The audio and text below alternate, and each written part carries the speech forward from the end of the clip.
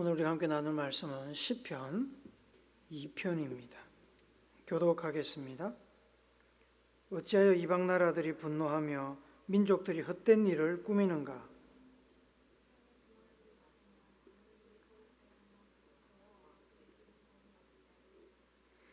우리가 그들의 맨 것을 끊고 그의 결박을 벗어버리자 하는도다.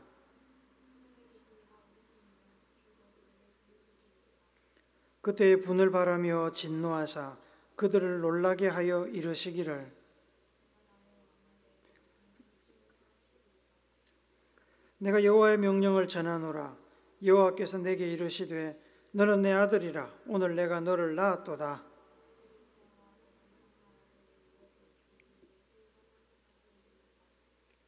내가 철장으로 그들을 깨뜨리며 질그릇같이 부수리라 하시도다.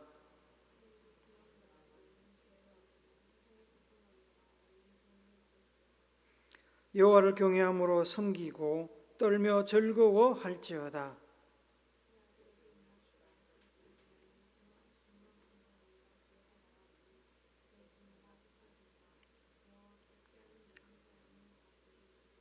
아멘. 남궁민하고 박은빈이 주연했던 스토브리그라는 드라마가 있었습니다. 이 드라마는 프로야구 구단의 뒷모습, 관중들에게 보이지 않는 속모습을 보여주는 드라마였습니다. 꼴찌 프로야구단에 부임한 새 단장 남궁민은 꼴찌 구단의 체질을 변화시키기 위해서 열심히 구단을 파악하는 중에 구단 내에 파벌 싸움이 엄청 심한 것을 보고 어느 날 각 파벌의 책임자 되는 사람들한테 이렇게 이야기합니다. 파벌 싸움 하십시오. 하지만 실력으로 하십시오. 제살 깎아 먹는 파벌 싸움을 구단 전체의 발전을 위한 선한 경쟁으로 돌리려는 새 단장의 지혜로운 책망이고 권면이었습니다. 공동체나 조직 안에서 네 편과 내 편을 나누어 보이지 않는 선을 긋고 싸우는 것은 결코 좋은 일이 아닙니다. 공동체나 조직이 분열되고 힘을 하나로 모아 일하기 어렵게 만듭니다. 그러면 공동체나 조직의 목표를 달성하기가 어렵습니다. 회사라면 이익을 남기기가 어렵고 교회라면 그리스도의 뜻을 이루기가 어렵게 됩니다. 그런데 이건 어떤 공동체의 측면, 또 조직의 측면이고 개인적인 측면에서 보면 또 이야기가 조금 달라집니다. 개인적인 면에서 정말로 어려운 상황에 부닥쳤을 때 공정이니 공평이니 이야기를 하면서 내 편이 되어주는 사람이 한 사람도 없고 아무도 나서서 나를 도와주지 않는다면 그만큼 또 불행하고 슬픈 상황도 없습니다. 아내들이 남편들에게 하는 말 중에 남편은 남의 편이다 라는 말이 있습니다. 농담 반 진담 반으로 하는 이야기입니다. 그런데 조금 깊이 생각해 보면 부인들이 참 서운한 상황이 많이 있었다는 것을 짐작할 수 있습니다. 아내에게 남편은 세상에서 유일한 한 이불 덮고 자는 반쪽이자 자기 편인데 그 남편이 어려울 때 자기 편 들어주지 않고 남의 편 들어주면 얼마나 서운하겠습니까? 얼마나 외롭겠습니까? 시댁과의 문제가 생겼는데 남편이 시댁 편을 들어가지고 막 부인을 공격하면 마음이 얼마나 무너지고 정남이가 뚝 떨어지겠습니까? 그런데 여러분 꼭 기억하셔야 됩니다. 남편이나 아내가 내 편을 들어주지 않고 나를 낳은 부모님이 나를 버리고 내 배로 낳은 자식마저 나를 돌아보지 않는 상황이 설사 온다고 해도 하나님이 항상 내 편입니다.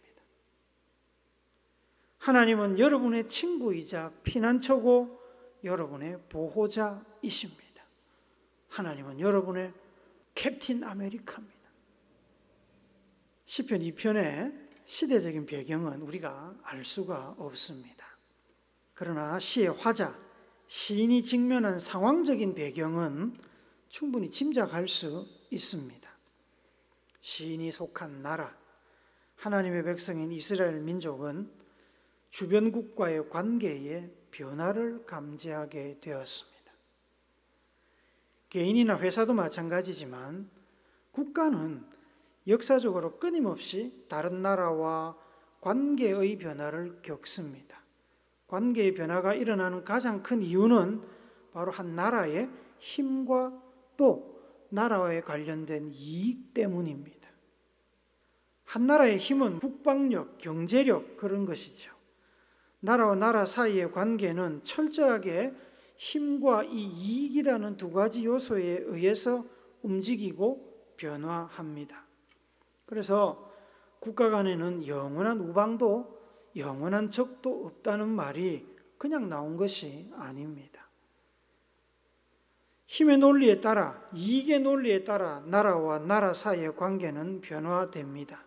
힘없는 나라는 힘 있는 나라의 친구가 되려고 하고, 힘 없는 나라가 힘이 생기거나 힘 있던 나라가 힘이 빠지면 우방이었던 나라들도 등을 돌리거나 원수가 되기도 합니다.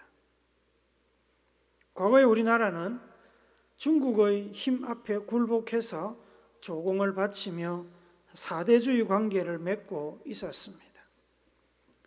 일본의 군사력 앞에 굴복해서 식민지가 되기도 했습니다. 지금까지도 우리나라는 과거보다는 많이 발전하고 대등해졌다고 이야기하지만 여전히 미국, 일본, 중국의 경제력 앞에 한편으로 굴욕적인 외교 관계를 유지하고 있기도 합니다. 시인이 속한 이스라엘에 무슨 일이 있었는지는 알 수 없습니다. 그러나 분명한 것은 이스라엘의 국력, 이스라엘의 힘이 약해졌다는 것입니다. 국내적으로 내란이 일어나 사회와 국가 체제가 혼란스러워졌을 수도 있고, 외부적으로 큰 제국, 아수르나 바벨론 같은 제국이 침략을 해서 엄청난 인명 손실과 함께 국가와 사회 조직 전체가 큰 타격을 입었을 수도 있습니다.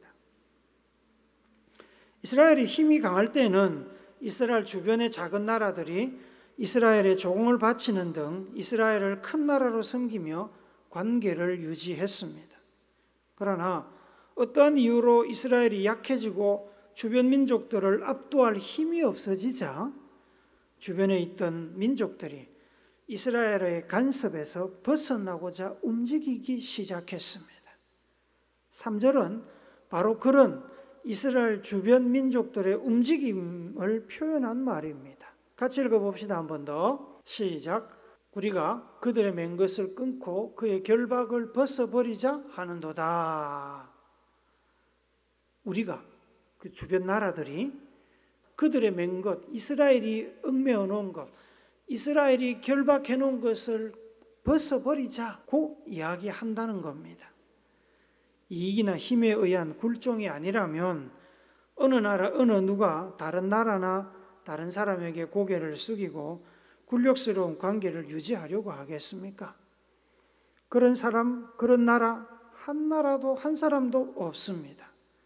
최소한 동등한 관계를 유지하거나 상대방보다 내가 조금 힘이 더 세다고 느껴지면 힘으로 상대를 누르려고 합니다.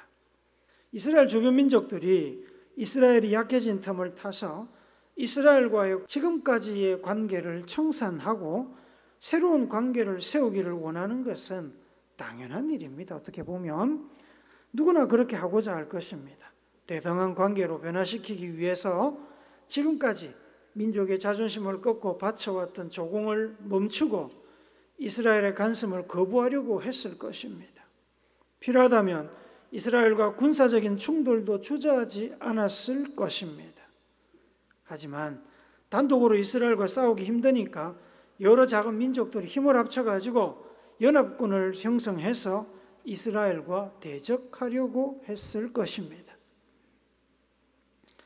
객관적인 측면에서 보면 지금까지 눌려왔던 주변 작은 민족들이 발람과도 같은 태도의 변화를 보이는 것은 당연한 일입니다. 그러나 이스라엘의 왕이나 이스라엘 백성들의 입장에서 보면 다르지요.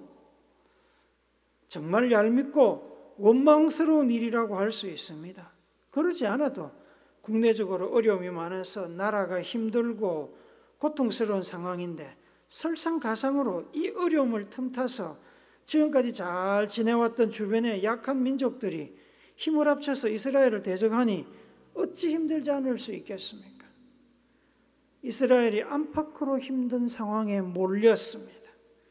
여력이 있다면 반항하는 주변 국가들을 힘으로 그냥 다시 제압을 하고 평온을 되찾으면 되지만 문제는 그런 여력이 지금 없습니다.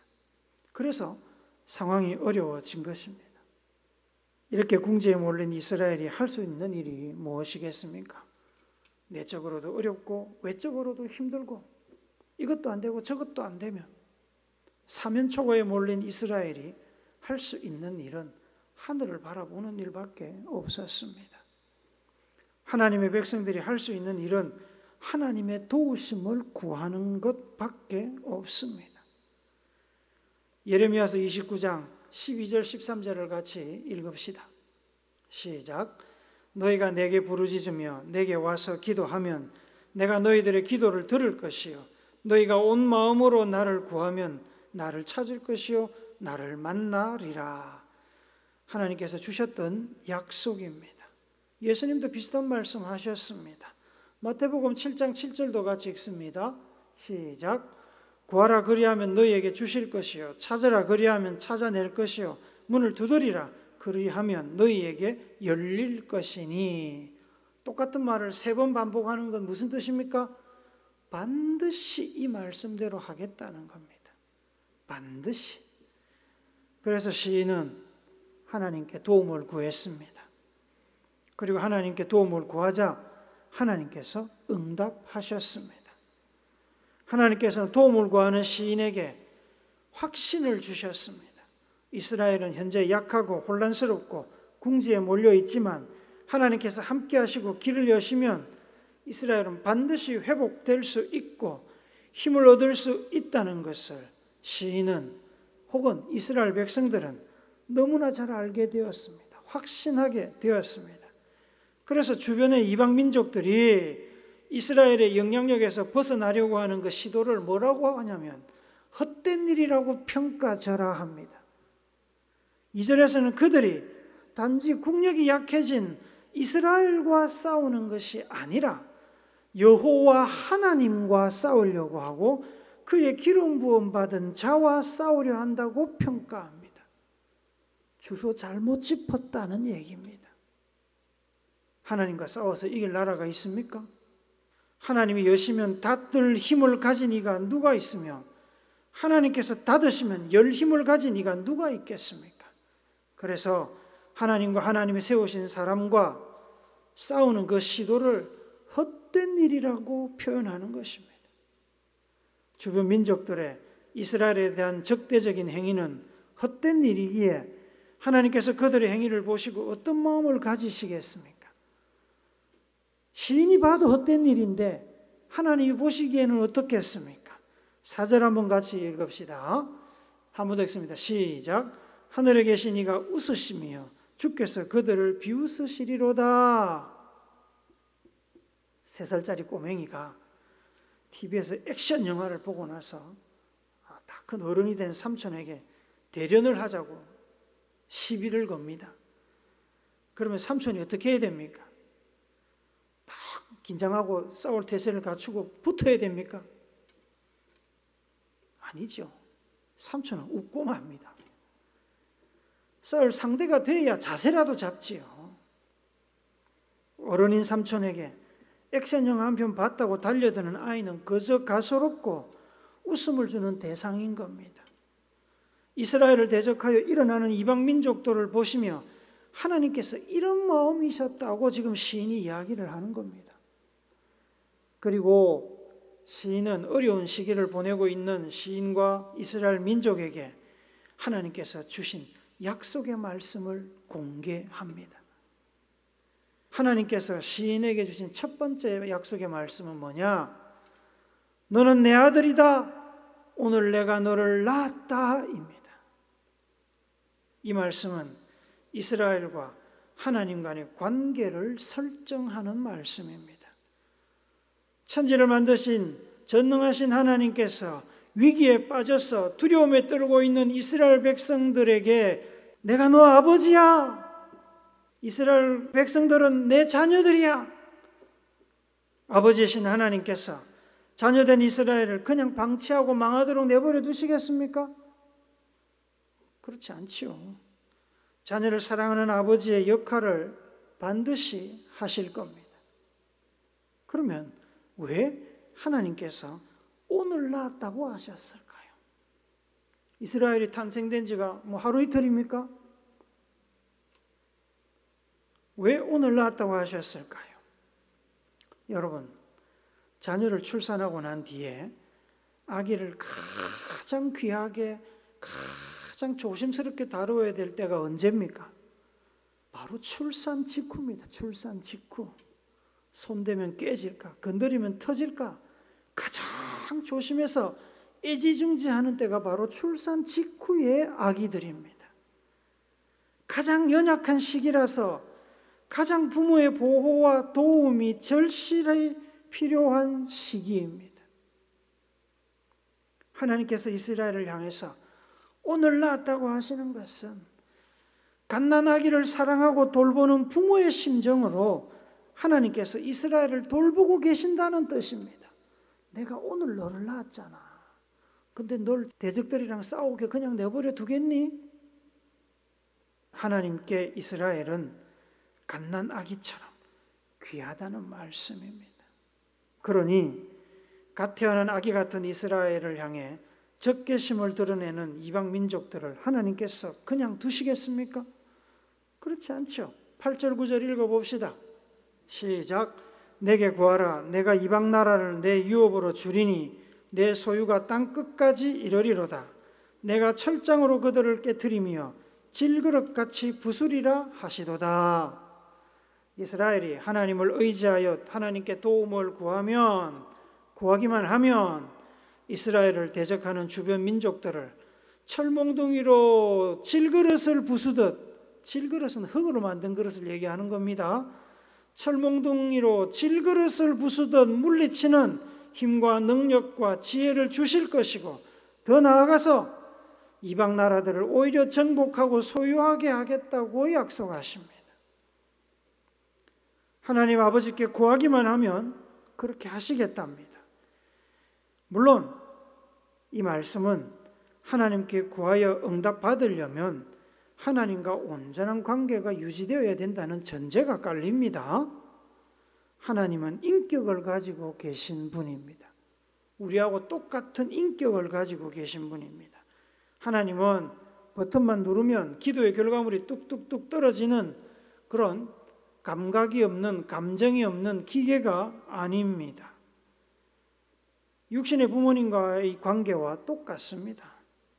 부모님과의 관계가 나쁜데 뭘 달라고 하면 주겠습니까? 급한 것은 주실지도 모르죠. 너무너무 급한 것은 또 하나님이 주실 수 있습니다만 웬만하면 관계가 회복될 때까지 요청에 대한 응답을 미루십니다. 조건을 내걸고 응답하시기도 합니다. 하나님과 온전한 관계 아래 있다면 응답을 걱정할 필요가 없습니다. 사랑이 넘치시는 하나님 아버지께서 사랑하는 자녀들에게 뭔들 주시지 않겠습니까? 자녀에게 해로운 것이 없다면 하늘의 별이라도 따서 주시는 부모의 심정을 가지고 계십니다. 여러분의 하나님, 저의 하나님은 그렇습니다. 국가적으로 위험한 시기에 하나님께 기도하여 하나님의 답변을 들은 시인은 하나님께서 반드시 그 말씀대로 자기 나라를 구원해 주실 것을 확신했습니다. 당장에 큰 변화가 없어도 반드시 약속하신 것을 성취하시는 하나님이신 것을 그는 너무나 잘 알고 있었습니다. 신실하신 하나님, 한 번도 우리를 실망시키지 않으신 하나님이신 것을 그는 알고 있었습니다. 하나님의 백성만, 하나님을 사랑하는 사람들만 이 사실을 알고 있는 게 아닙니다. 적들도, 원수들도 이 사실을 알고 있습니다. 민수기 23장에 보면 모압이 가나안 땅을 향해서 북진해서 올라오는 이스라엘 백성들의 소식을 듣고 이스라엘과 대적하려고 준비하는 이야기가 나옵니다. 이스라엘 백성들이 광야를 뚫고 북쪽으로 점점 올라오니까 주변에 있는 작은 민족들이 벌벌 떨기 시작했습니다. 마치 거대한 메뚜기 떼가 논밭을 그냥 확 삼키는 것처럼 이스라엘 백성들이 그냥 떼거지로 올라오는 겁니다. 모압 왕은 발락이라는 사람이었습니다. 발락은 예언자로 알려진 발람이라는 사람을 찾아갑니다. 하필 이름도 비슷합니다. 모압의 왕 발락이 발람이라는 예언자를 찾아가서 제발 저 이스라엘 백성들을 저주를 좀 해달라. 너 아주 신통한 예언자잖아. 그러니까 제발 저 이스라엘 백성들을 저주를 좀 해서 저것들이 북쪽으로 못 올라오게 좀 막아주라 라고 부탁을 했습니다. 그러나 이 발람이 하나님의 영에 사로잡혀 가지고 이런 말을 합니다. 민수기 23장 19절 읽어봅시다. 시작. 하나님은 사람이 아니시니 거짓말을 하지 않으시고 인생이 아니시니 후회가 없으시도다. 어찌 그 말씀하신 바를 행하지 않으시며 하신 말씀을 실행하지 않으시랴. 이건 이스라엘 사람들이 한 얘기가 아닙니다.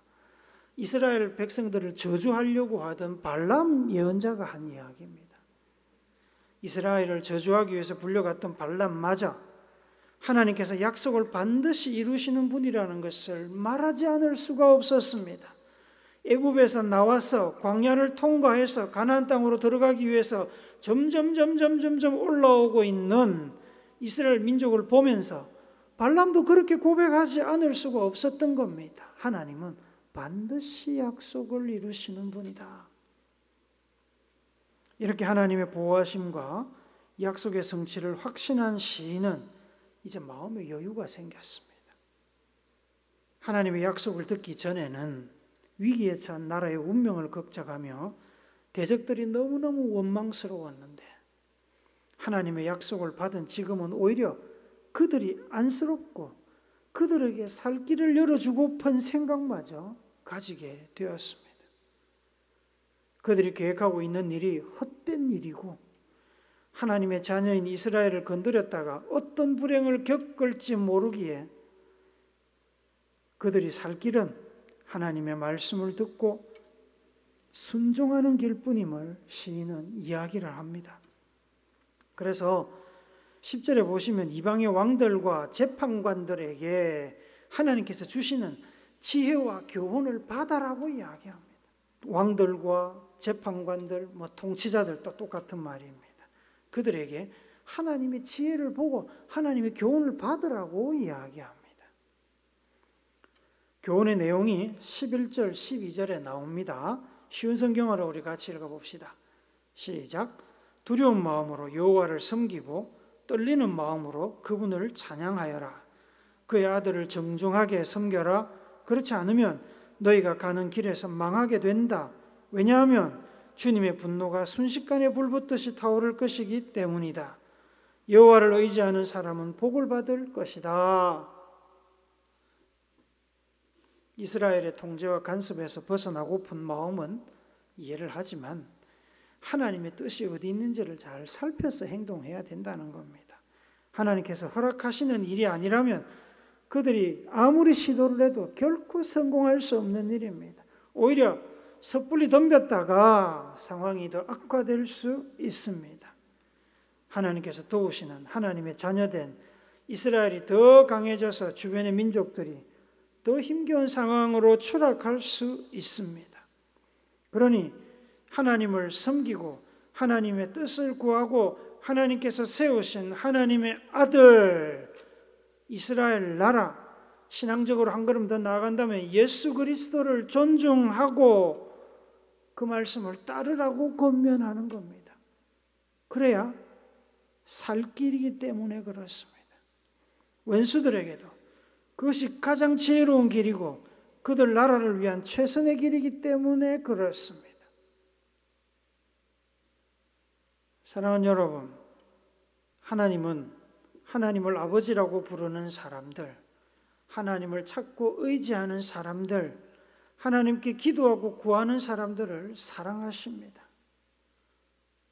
기꺼이 그들의 아버지가 되어주시고 구원자가 되어주시고 구하는 기도를 들어주시는 분입니다. 세상 사람들이 모두 나를 버리고 나에게 침을 뱉고 등을 돌려도, 내가 힘이 없고 약하다고 내 등에 칼을 꼽아도 하나님은 언제나 우리의 든든한 배경이 되어주시고 숨을 피난처가 되어주십니다. 여호와께 피하는 모든 사람은 다 복이 있도다. 이 말씀을 꼭 기억하시기 바랍니다. 힘들고 어려움을 어디로 피해야 됩니까? 하나님께 피해야 됩니다. 도움이 필요하면 어디로 가야 됩니까? 하나님께 구해야 됩니다. 하나님께서는 하나님을 피난처로 삼고 피하는 사람들, 하나님만 의지하는 사람들, 하나님의 권세와 능력을 인정하는 사람들의 편이 되어 주십니다. 도발하는 적들을 막아주시고 원수를 갚게 하십니다. 이사야 41장 8절부터 10절까지 말씀 같이 읽읍시다. 시작. 그러나 나의 종 너 이스라엘아, 내가 택한 야곱아, 나의 벗 아브라함의 자손아, 내가 땅끝에서부터 너를 붙들며 땅 모퉁이에서부터 너를 부르고 내게 이르기를 너는 나의 종이라, 내가 너를 택하고 싫어하여 버리지 아니하였다 하였노라. 두려워하지 말라, 내가 너와 함께함이라. 놀라지 말라, 나는 내 하나님이 됨이라. 내가 너를 굳세게 하리라. 참으로 너를 도와주리라. 참으로 나의 의로운 오른손으로 너를 붙들리라. 아멘. 10절 한번 더 읽읍시다. 시작. 두려워하지 말라, 내가 너와 함께함이라. 놀라지 말라, 나는 내 하나님이 됨이라. 내가 너를 굳세게 하리라. 참으로 너를 도와주리라. 참으로 나의 의로운 오른손으로 너를 붙들리라. 아멘. 우리 모두에게 주신 말씀인 줄로 믿습니다. 이 하나님께서 여러분의 아버지 되심을 믿으시기 바랍니다. 아버지이시며 유일한 내 편 되신 하나님을 의지하여 이 험한 세상을 믿음 가지고 성공적으로 살아내는 여러분과 제가 되기를 예수님의 거룩하신 이름으로 축복합니다. 아멘.